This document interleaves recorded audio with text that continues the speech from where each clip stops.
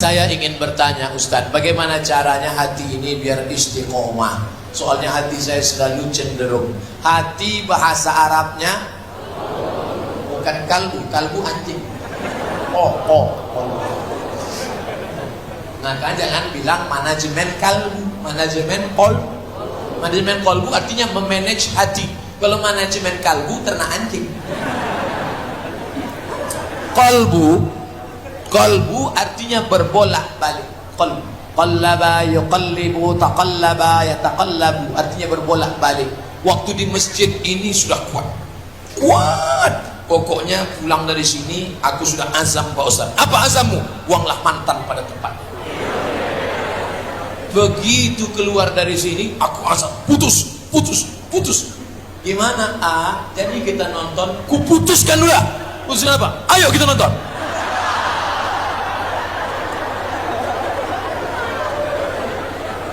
Bolak-balik. Makanya diajarkan Nabi doa, ya muqallibal qulub, wahai yang membolak-balikkan hati, sabbit qalbi, kokohkan hatiku, ala dinik wa ala ta'atik. Maka kita perlu berjamaah.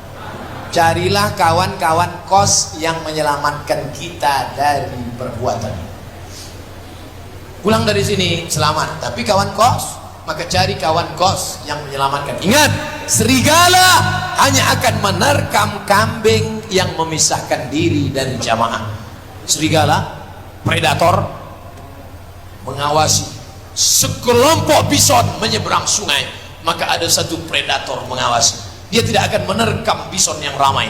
Ada satu bison minum ke tepi, itu yang dia terkam habis. Jangan kalian pisahkan diri dari jamaah. Makanya buat komunitas. Biasanya orang bisa buat komunitas kalau ada banyak bersama. Komunitas pemuda hijrah, mantap. Komunitas yuk ngaji. Komunitas artis taubat. Komunitas jombloan sejati. Komunitas geng motor, mantap. Saya sudah banyak ketemu komunitas.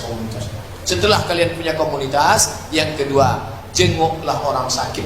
Balik dari sini nanti pergi kalian ke rumah sakit yang dekat sini. Rumah sakit apa? Jangan rumah sakit bersalin. Tengoklah di dalam ada orang yang kabel dipasang di ujung jari, nampak darah keluar, masuk ke mesin cuci 5 jam. Ibu sudah berapa lama terbaring? Sudah 5 jam Pak Ustaz. Ngapain cuci darah? Buah pinggang tak berfungsi. Nauzu. Berapa lama ini Bu? 5 jam. Seminggu berapa kali? 2 kali. Nanti lama-lama 1 hari sekali sampai akhirnya. Oleh sebab itu maka tengok orang sakit. Balik dari sini nanti kalian pergi rumah sakit. Kalau security-nya nanya, mau jenguk siapa Pak? Semua yang ada sini mau ku jenguk. Kalau tak dikasihnya masuk, kumpulkan security itu, ceramah dia. Hai para security, sudahkah kalian mengambil pelajaran dari orang-orang sakit ini? Tangkapnya dulu sih, pergi balik. Pertama, berjamaah, buat komunitas. Yang kedua, tengok orang sakit. Yang ketiga, tengok orang pejabat tinggi, jenderal, orang kaya, penguasa, alim ulama, terbujur kaku tak berdaya, menutupkan kelopak matamu pun, jangankan melangkahkan kaki, jangankan mengayunkan tangan, menutupkan kelopak matamu pun orang lain. Allah maghfir li ada orang mati begitu sendiri. Ingat, ayo orang-orang sombong, orang-orang angkuh, menutupkan kelopak matamu pun orang lain. Pak Ustadz, apa yang harus dilakukan jika sebelumnya bekerja di bank konvensional lalu resign? Bagaimana cara kita membersihkan harta riba kita?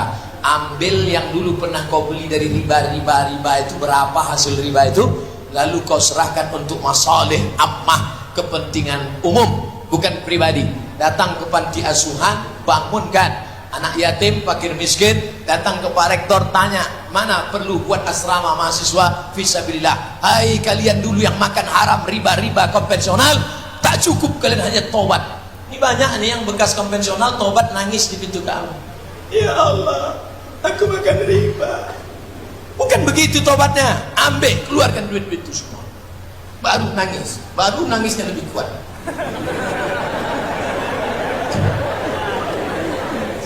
Ustadz, di medsos viral komunitas gay Palu 1522, gay Pekanbaru 4116. Berarti nauzubillah. Gimana ceritanya nih kok bisa begitu?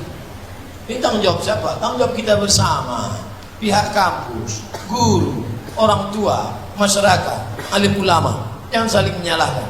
Mari kita ajak mereka ke jalan Allah Subhanahu wa taala. Hidupkan balik. Ini menunjukkan kegagalan ustaz, kegagalan dakwah. Kenapa bisa 4116? Ini datanya kok bisa dapat? Jangan anggota juga yang sudah tobat maksudnya. Kalau ada tetangga tidak pakai jilbab, yang salah dia apa kita? Kita. Kenapa tak mengajak dia pakai jilbab? Begitu juga ini. Berarti dia sudah dirayu oleh orang yang gay. Maka wahai para dokter, tulislah. Hai para dokter, kalian tahu ceramah, kalian tulislah bahayanya. Ada salah satu dokter di Indonesia menulis bagaimana penyakit bisul otak yang diderita oleh orang kena penyakit gay, lesbi. Gak baca tulisan? Makanya dia udah pakai. Ini tanggung jawab kita bersama. Pihak kampus UIR sudah memulai, kampus-kampus yang lain mulai. Ajak dakwahkan pihak-pihak yang berwajib. Kita akan dituntut di hadapan Allah. Kalau tak kalian lakukan amar ma'ruf nahi mungkar ini, la yab'atsallahu 'alaikum iqaban. Allah menurunkan hukuman. Setelah hukuman itu datang, summa tad'u lahu, lalu kau angkat tangan berdoa, fala yustajabu lakum, doa kau tak dikabulkan Allah. Salah satu sebab doa tak dikabulkan Allah karena tidak melakukan nahi mungkar. Apakah salah kami kuliah sambil menggunakan cadar?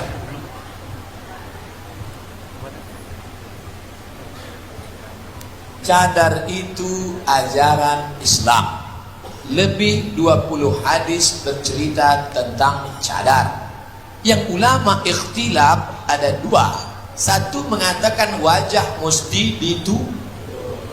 Yang satu mengatakan wajah mesti dibuka. Itu saja. Yang satu wajah dibuka. Kebetulan botol terbuka. Yang satu mengatakan wajah mesti ditutup. Itu saja ikhtilaf. Maka saudaraku yang berpendapat wajah ditutup, tutuplah wajahmu. Sedangkan saudaraku yang berpendapat wajah dibuka, bukalah. Ustaz condong kemana?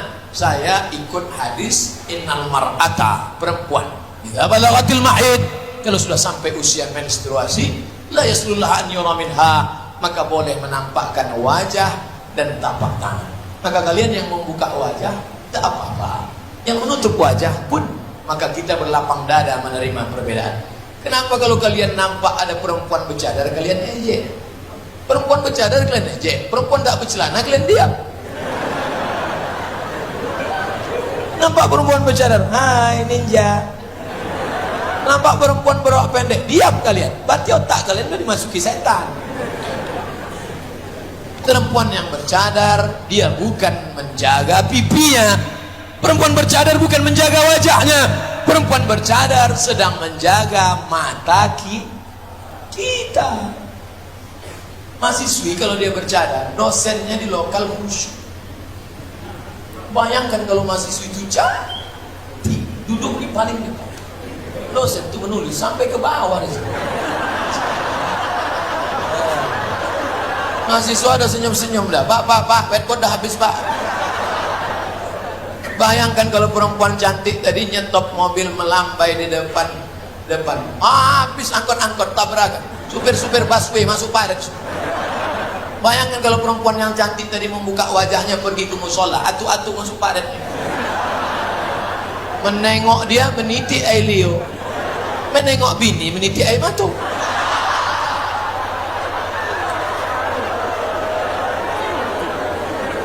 Jadi yang bercadar silakan bercadar, kita hormati karena bagian dari ajaran Islam. Yang membuka wajah pun juga adalah bagian ajaran Islam. Tapi saya menghormati, respect mahasiswi-mahasiswi saya yang dulu mengadu karena ada yang melarang. Saya bilang ini hak kalian. Kita sampaikan ke Pak Rektor bahwa ini adalah bagian dari ajaran Islam. Saya seorang perawat. Di dalam ruang operasi saya harus menggunakan baju yang terlihat lengan, baju pendek. Apakah hukumnya Ustaz? Mohon penjelasan. Seorang dokter perempuan atau perawat di dalam, kalau sampailah jilbabnya panjang, ini orang operasi, termasuk pula jilbab itu ke perut kawan. Maka ketika sertifikasi rumah sakit dikatakan perempuan harus merapikan jilbabnya. Waktu pengarahan itu ada yang mengantuk, dikatakan ya perempuan tak boleh pakai jilbab. Itu kejadiannya di Siak. Maka bapak kepala rumah sakit mengklarifikasi, Ustaz Somad, tidak ada larangan perempuan pakai jilbab, hanya saja merapikan, jangan lebar-lebar, karena nanti asik ngurus jilbab tak diurus orang yang dioperasi. Nah itulah sebab itu rapi. Tangan kalau masih bisa kesini pakai, tidak bisa longgar tapi mesti bersarung pakai plastik segala macam, pokoknya jaga. Tapi ada kaedah ad-darurat tubihul mahzurat, yang keadaan darurat emergensi membolehkan yang mahzurat, tak terelakkan lagi, memang harus terbuka, mesti harus singkap, tetap juga bisa ditutup. Nah jadi ada ad-daruratu tuqaddaru biqadriha, darurat tingkat tinggi pun ada kadar-kadarnya. Selama masih bisa pada batas-batas ini, maka masih diterima menurut ajaran agama Islam. Itulah kajian kita pada siang hari ini, mudah-mudahan bermanfaat. Yang terakhir kita berdoa kepada Allah Subhanahu wa Ta'ala. Satu lagi Pak Ustaz, apakah wanita non muslim boleh melihat aurat wanita muslim seperti rambut dan lain-lain? Dua pendapat. Pendapat pertama mengatakan aurat perempuan non muslim boleh melihat perempuan muslimah. Kalian punya kawan non muslim perempuan, dia boleh melihat aurat kalian seperti melihat aurat mahram, seperti anak kalian boleh melihat lengan. Tapi pendapat yang ini tegas mengatakan tak boleh. Non muslim tadi tak boleh melihat. Kenapa? Padahal dia kan perempuan juga. Karena kalau dia lihat, dia akan ceritakan kepada adiknya, kepada suaminya tentang bagaimana aku tadi nengok Syan, nampak rambutnya begini, pipinya begini, lengannya begini. Diceritakannya karena khawatir tidak aman. Maka dalam hal ini kita lebih baik menjaga. Tapi bukan berarti tidak boleh berkawan. Berkawan dengan non muslim silakan, bertetangga dengan non muslim silakan. Tapi kalau sudah masalah harga diri, masalah memberikan walak wal barok kepemimpinan, masalah memilih menjadi wakil, masalah memberikan amar ma'ruf nahi munkar, masalah keyakinan, wala ana abidun ma'badtum wala antum abidun ma'bud lakum dinukum ala hadhihi niyyah. Mudah-mudahan dengan niat baik kita berdoa kepada Allah diselamatkan negeri dari riba, zina, narkoba, LGBT. Ala hadhihi niyyah wa kulli niyatin salihah. Al-Fatihah. A'udzu billahi minasyaitonir rajim. Bismillahirrahmanirrahim. Alhamdulillahi rabbil alamin. Ar-Rahmanir Rahim. Maliki yaumiddin. Iyyaka na'budu wa iyyaka nasta'in. Ihdinas siratal mustaqim. Shiratal ladzina an'amta 'alaihim ghairil maghdubi 'alaihim waladdallin. Amin. Allahumma anzil rahmata was salamata wal barakata ala hadhil jamaah. Turunkan keselamatan, kerahmatan, keberkahan kepada jamaah Majlis Universitas Islam Riau ya Allah. Allahumma dafa'ana al-ghala wal waba wal fahsya wal riba wal zina wal munkar. Selamatkan negeri kami dari riba, dari zina, dari narkoba, dari LGBT, dari segala perbuatan yang keji dan munkar ya Allah. Allahumma ansur ikhwanana al-musabina fi Donggala wa Lombok wa Palu. Tolong saudara kami yang sedang tertimpa musibah di Donggala, di Lombok, di Palu. Waj'alhum minas sabirin, jadikan mereka orang-orang yang sabar. Alladzina idza asabatuhum musibah, orang-orang yang ketika musibah itu datang qalu, mereka berkata inna lillahi wa inna ilaihi raji'un. Allahumma la tada' lana dzamban illa ghafarta. Segala dosa-dosa kami di masa lalu ampunkan ya Allah. Wala aiban illa satarta. Segala aib cacat kami tutupi ya Allah. Wala maridan illa syafaita. Ada di antara kami yang sakit, angkat penyakitnya, sehatkan ya Allah. Wala mayitan illa rahimta. Yang mati meninggal dunia, sehatkan, murahkan rahmat, turunkan kebaikan kepada dirinya ya Allah. Wala hajatan min hawaijid dunya wal akhirah laka ridha wa lana fiha salah illa qadaitaha wa yassartaha ya akramal akramin. Segala macam masalah, segala macam urusan mudahkanlah kalau dia baik bagi kami di dunia dan di akhirat ya Allah. Allahumma aslih syababal muslimin, perbaiki anak-anak muda kaum muslimin, wa bi'inhum minaz zina, jauhkan mereka dari perbuatan yang mungkar ya Allah. Allahumma a'inna, tolong kami ala zikrika, supaya hati kami selalu berzikir mengingatmu, wa syukrika, selalu bersyukur padamu, wa husni ibadatik, selalu beribadah dengan ibadah yang terbaik ya Allah. Allahumma khtim lana bi husnil khatimah wa la takhtim alaina bi su'il khatimah. Allahumma ja'al akhir kalamina 'inda intiha'i ajalina Jadikan akhir kalam kami ketika ajal kami sampai, yang terakhir keluar dari mulut kami nanti la ilaha illallah Muhammad Rasulullah sallallahu alaihi wasallam. Rabbana atina fid dunya hasanah wa fil akhirati hasanah wa qina adzabannar. Wa sallallahu ala sayyidina wa maulana Muhammad wa ala alihi wa sahbihi wasallam. Walhamdulillahi rabbil alamin. Taqabbalallahu minkum minna wa minkum taqabbal ya karim.